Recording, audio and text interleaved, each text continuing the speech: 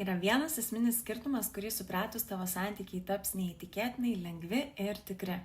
Tai yra skirtumas tarp būti patogiai ir iš tikrųjų tarnauti. Daugelis mūsų išmokome, kad esame saugios tik tada, kai su viskuo sutinkam. Darbe sakom taip, kai kūnas rėkia ne. O draugystėse ir santykiuose tylime, nes paprasčiausiai bijome konflikto. Tas bandymas visiems įtikti kyla iš baimės būti atstumtai. Bet iš tikrųjų, kai tu leidi savo būti visiškai autentiškai, pasakyti tiesą, atsisakyti, nustatyti ribą, tu darai pačią didžiausią paslaugą visam pasauliui. Tu tarnauji iš savo stiprybės, o ne iš baimės. Ir tu turi pilną teisę rinkti save, ne kaip išimtį, o kaip taisyklę.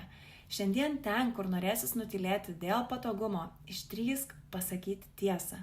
Būti savimi yra pats trumpiausias kelias į santykius, kuriuose tave mylės ne už tavo patogumą, o už tai, kokia tikra ir nuostabi su visa savo esybė tu esi. O jeigu jauti, kad esi pavargusi kaupti teorijas ir pagaliau nori tikrų apčiuopiamų pokyčių savo gyvenime, ateik pas mane į asmeninį coachingą.